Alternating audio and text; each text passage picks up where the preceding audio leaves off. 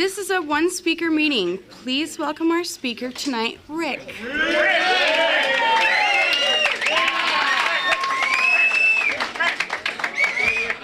I can tell this is going to be a tough crowd, huh? Well, my name's Rick, and I'm an alcoholic. And I want to thank Rich for asking me to share here. Yeah, and congratulations to the cake people and the chip takers, and welcome to the newcomers. And I do have one request. I'd like the women to restrain themselves from throwing their panties at the podium. I get distracted real easy, and from what I've seen up to now, nothing would surprise me from you guys. Anyhow, I think my problem started right after I was born, when the wrong family took me home from the hospital. And I mean, this was my biological family, but I come from loving, supportive parents, and I truly feel I was born with this disease, because I see my father every Monday. In fact, before an AA meeting, I go to a Rancho Park, and he gives me a cake every year at that meeting, and everyone looks forward to that because he gives a speech, and it's one of the easier cakes for me. They've supported me all my life and told me that I could be anything I wanted, and like I said, they supported me through all the insanity I put them through.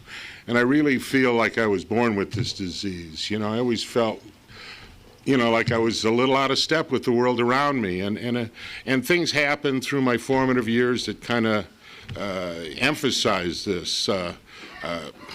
Somehow they skipped me a year when I was in grammar school, and how that happened, I'm not sure. My mother used to say she spent more time there than I did, but they did, and I think it was just to get me out of there a year early.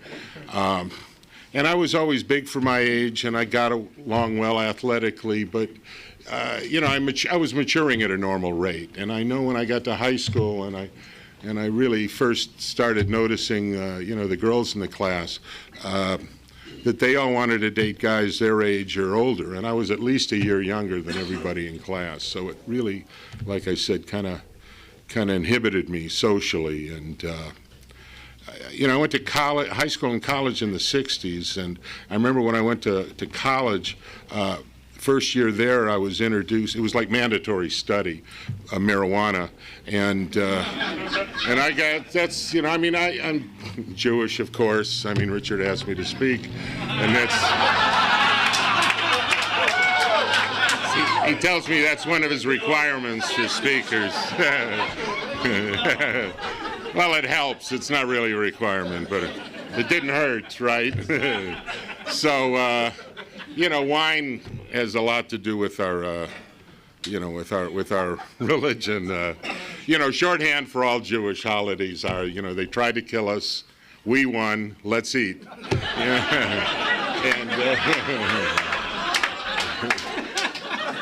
And drink, too. So, I was introduced to wine early, and I'll tell you, I enjoyed it. There was one holiday. Passover in particular, where I think we had to drink, a certain amount of wine, and what kind of a holiday is that? I mean, for people like us, that's terrific. And then, like I said, when I got to college, that's when I got introduced to marijuana. And I don't know about you guys, but for me, drugs and alcohol was the solution to my problems when I first started. When I smoked pot, this was like the first time, I really felt comfortable in my skin, and I felt comfortable, speaking to women, and, and I love pot. And it really wasn't a study aid for me. I don't know about the rest of you guys, but, by the end of the first year I was on probation. I was kind of majoring in fucking up. And I remember a friend of mine had just gotten out of the Marine Corps Reserve, and he said, Rick, you got to go in the Marine Corps. You'll learn discipline. I go, That's what I need. I need to learn some. I need to learn some discipline. You know, because the Marine Corps is where you go when you want to cut back on your drinking. I can still remember the Marine Corps birthday's coming up in another month, and I can still remember one year when they said, "Now we don't want you guys drinking and barfing all over yourselves," and the guys were screaming, "If we can't drink and barf all over ourselves, we don't want to go." You know, so I was always around places where they knew how to celebrate, and like I said, it was. So I went in, I joined and, you know, went through boot camp and all of that stuff and came back after 6 months and went back to school. And, you know, in the 60s, you know, it was real popular to have your hair long, in college in particular. And in the Marine Corps, all the time, I guess, it's always been popular to keep your hair short. And I had to go to these meetings one weekend a month, and you know, they kind of frowned on long hair. So, you know, it was one more thing that just made me feel, you know, more uncomfortable, you know, with the people around me. By the time I finally got out of college, I had gotten over my discomfort around women, at least to the point where I was able to get married. And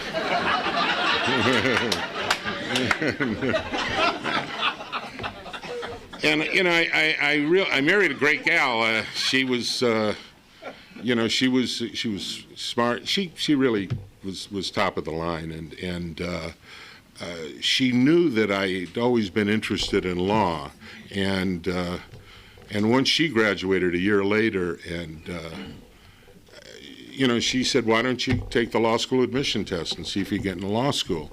And, you know, and I did, and I did pretty well on it, and I got accepted to law school. And I'll tell you the truth, law school was the only time I could really see a point to the classes. You know, I really enjoyed law school. That's probably the highlight of most lawyers' careers, as a matter of fact, is law school. And at least everybody loves a law student. I found that out. And unfortunately, not everybody loves lawyers for some reason.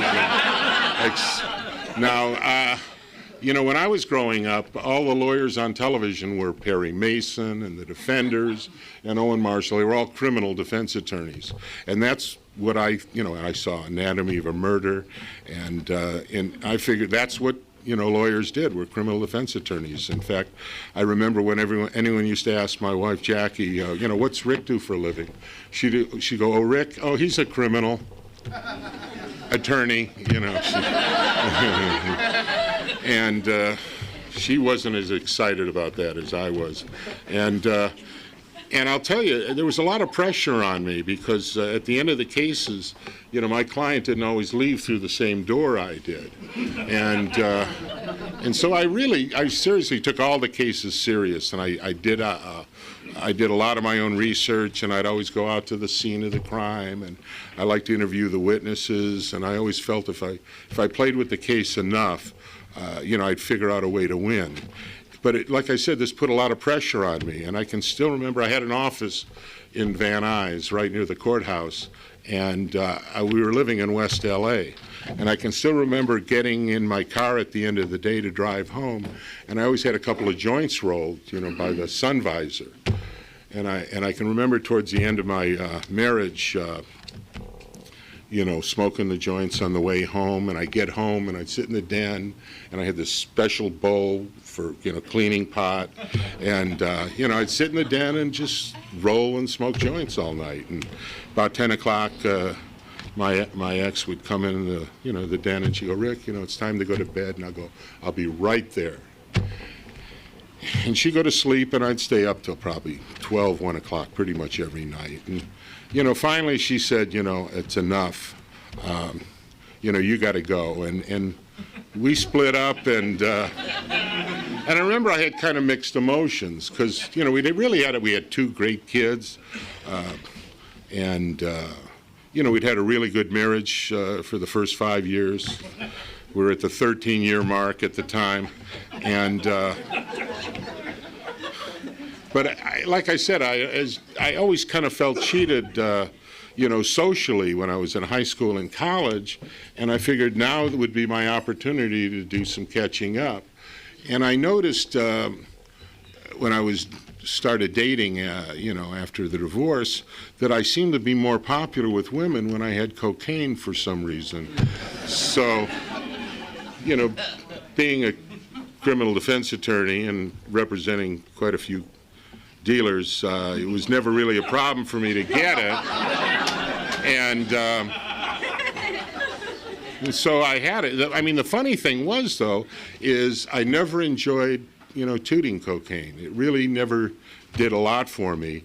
And I avoided freebasing because I'd watched a lot of my clients crash and burn. And what happened was one night I was with a mutual friend, and we went up to visit another friend of ours. He lived in, what the hell's that canyon that's it's just east of Laurel Canyon. No, the other side from Coldwater. No, all right, forget it. You guys just moved here, obviously, I think. Anyhow, a friend of ours, he was producing and writing for this TV show that was kind of popular at the time, and he had this beautiful house on the hill overlooking this canyon, which is none of those that you mentioned. I don't know, Stone Canyon? Is there a Stone Canyon? Beechwood, that's the one. Beechwood Canyon. Write that down. Beechwood Canyon. I never can remember that canyon.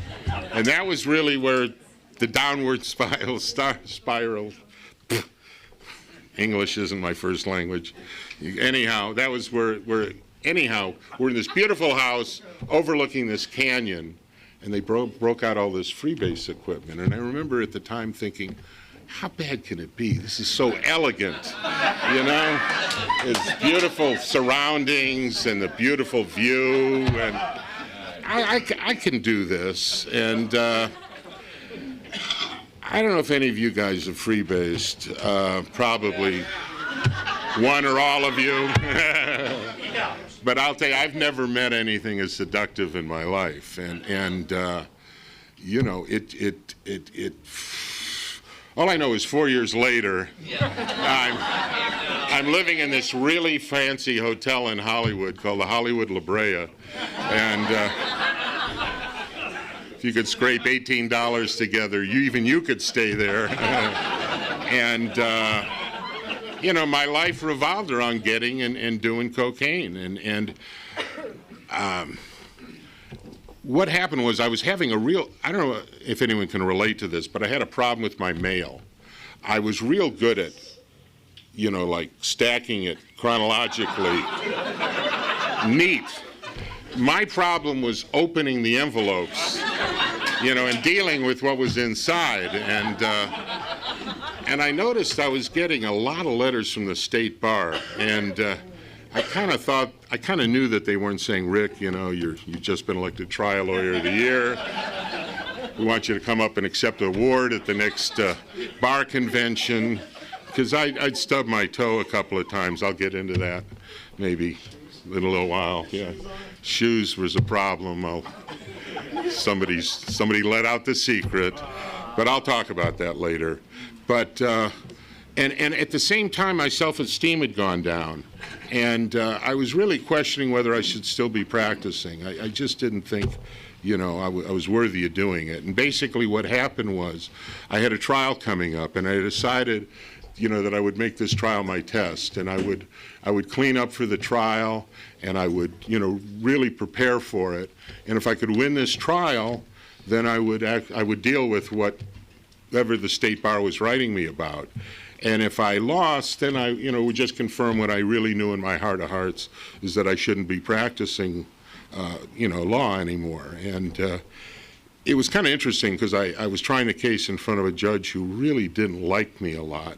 He'd held me in contempt of court a couple of times. And in fact, I remember one case I spent more time in jail than my client. And he was the same guy that Roman Polanski was tried in front of in Santa Monica. Rittenban, a real gentle soul. Thank God he's dead.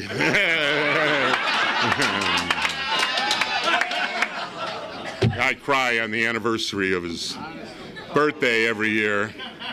Anyhow, it was, yeah.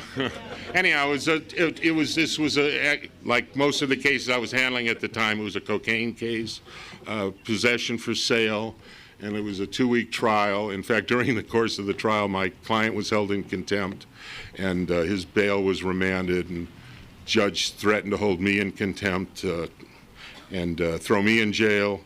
And at the end of the trial, though, the jury saw it differently, and after about a 2-hour deliberation, they came back not guilty. And I remember after the jury left the courtroom, the judge put on the record that it was a travesty of justice. So I knew I did a good job.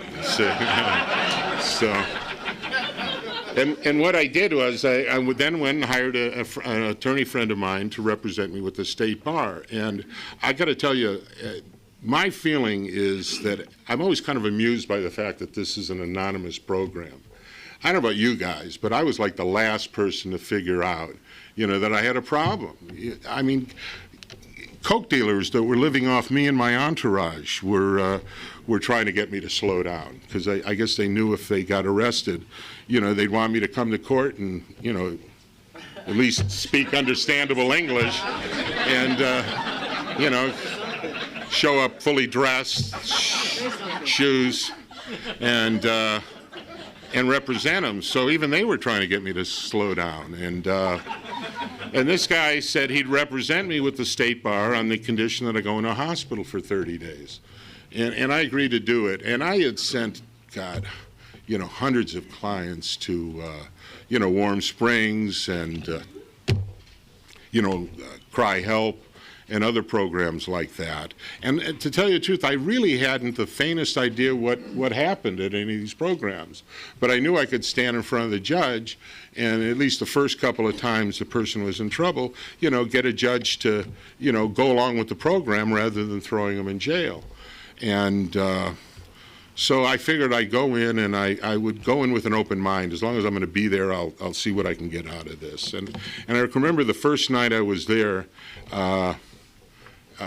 they said, it was September 12th, 1986, which is my sobriety date, and they had me go into this like a rec room. It was like a TV room, and it had the 12 steps and the 12 traditions on the wall. And I remember reading that first step, that we admitted we were powerless, that we were powerless, and our life was unmanageable. And I'll tell you, for me, that lit a light for me, because I couldn't understand why I could, get dressed and, go to court and handle these complicated cases. And once I took that first hit of cocaine, it was on. I mean, I didn't know whether I'd be using for, an evening or a day or a week. And there was the answer, where the hell's the first step, anyhow? I'm powerless over this stuff. There you go. So, they got my attention right away. I'm going to do these steps one of these days. I hear they're very helpful, and I've seen a lot of changes in people that have done them. And as soon as I get a sponsor that can convince me to do these things, yeah. Actually, I've got a sponsor. I've had the same sponsor for over 20 years, and I have done that. Believe it or not, I've actually worked the steps several times. In fact, I did a big book study with Sean about 7 years ago, and I reworked them then, and I recommend it. You do it highly. And I remember when I was there, I'd been there about a week or two, and this panel came in to speak to us, and there were these 3 really scary Italian guys, and Joey, yeah, Jimmy, my current sponsor, and a guy named Louie. And I always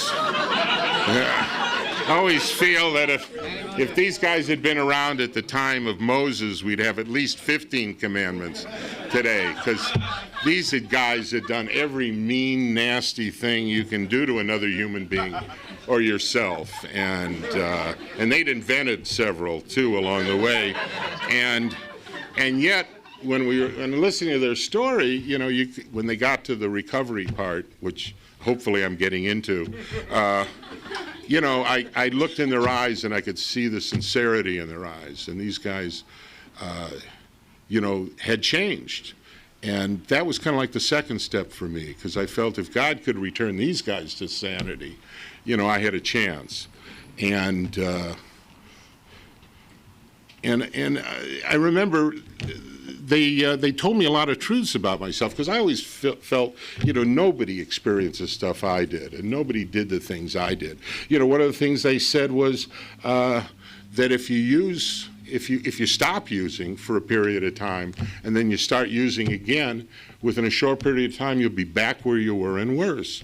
And I remember I had stopped one time for 65 days, you know, not with the program, you know, just, you know, self-will, and I just, you know, things. Listen, you take the drugs and alcohol out of my life, and I'm not working steps and I'm not working a program, my life's going to get better financially, you know, if nothing else. And I mean, I was able to you know, move out of that fancy hotel, and I got a little guest house in Burbank, and I had a car again, and financially things were getting better. And what happened was, I ran into this girl in a parking lot in Hollywood, and she said, "Rick, I haven't seen you in a while. You know, would you like to party?" And my head goes, 65 days, you're entitled to celebrate. So we partied, and the next day I felt kind of bad because, you know, the 65 days had meant a lot to me, and I figured before I, you know, clean up again for the rest of my life, you know, I'll just get it out of my system, you know, I'll go on a little run, which is what I did for 5 months. And during that time, it got worse. I went through a couple of 5-day runs. Now, where I stayed up for 5 days and 5 nights. Now, I don't know about you guys, but if any of you guys have stayed, when I stay up for 5 days and 5 nights, I go into the twilight zone. And I remember I was helping, this one time I was helping this girl celebrate a personal injury settlement, because that's the kind of guy I am. And if I feel like it. Now, anyhow, no, you're right. And at the end of those 5 days, I had to make an appearance in Van Nuys. And I started getting dressed, and I couldn't find my shoes. So I ended up making a couple of court appearances without shoes on. And for some reason, this offended one of the judges. And that was among the letters to the state bar that I had to deal with. And a couple of things I want to touch on. And another thing was, what, with the lighters today? Okay. When I was in the hospital, we used to go on these walks, and during the walks we would stop in the market, you know, to buy toiletries and stuff. And I kind of developed this bad habit of, when I was at the hotel, I used to like to give people like party gifts, you know, like lighters, and I didn't have a lot of money, to be honest with you. It seemed all of it went for cocaine, and so I used to go to places like Thrifty's and steal them. And I got to the point where if I saw something I liked and it fit in my pocket, that's what I would do. And I saw this little bag of macadamia nuts. Now, I'm very fond of macadamia nuts. When my wife and I went to Hawaii twice, we developed this fertility rite, and it involved when we went to go to bed at night, we would pour macadamia nut liqueur over each of us and make babies. And so I love macadamia nuts, like I say, I'm fond of them. And I see this little bag of macadamia nuts, and I'm about to put it in my pocket, and I all of a sudden the thought came over to me: if I'm going to be clean and sober, you know, I think I'm going to have to do more than just take the drugs and alcohol out of my life. I'm going to also have to change some behavior, and so I paid for the nuts, but that was like one of spiritual awakenings, and I'll tell you, some come faster than others. what eventually happened with the state bar, because I got to tell you, I don't know about you guys, but I can justify a lot of inappropriate behavior behind a resentment, and after fighting the state bar for a couple of years, we finally came to an understanding.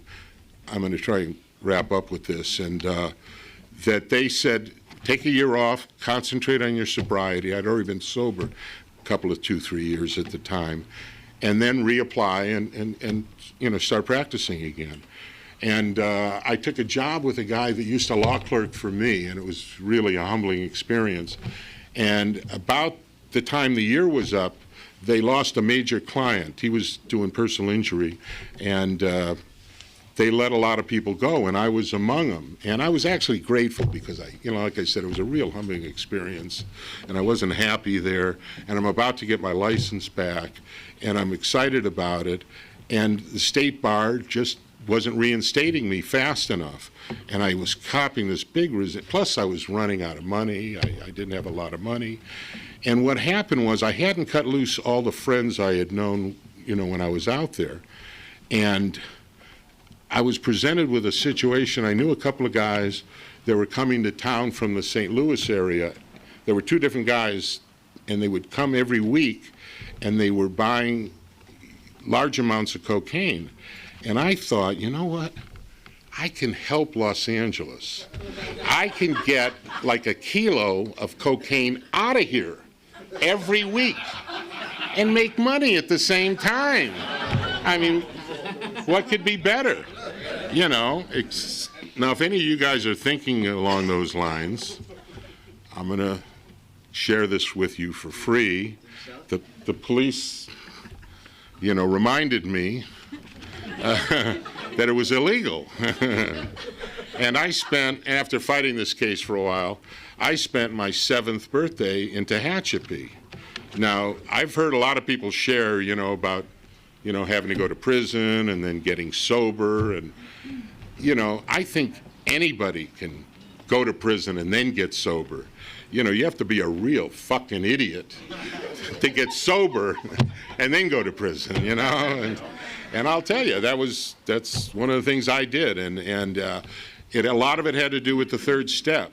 Because I'll be honest with you, I did not really take that 3rd step until, talking about, listen, people literally were putting their, will and lives into my hands when they were hiring me, and I got to think to the point where I had some power. And, when you're in prison, you realize how much little power you have over your life and will. And, that's what I had to do to really get the 3rd step to sink in. And I'm happy to say today I've got a little over 22 years of sobriety, which is, I'm still a newcomer, according to Neil and Rich, but I'm getting there. And one of the things that's happening is that not only are the promises coming true in my life, but I'm beginning to feel that I deserve to have them come true. So thanks for listening.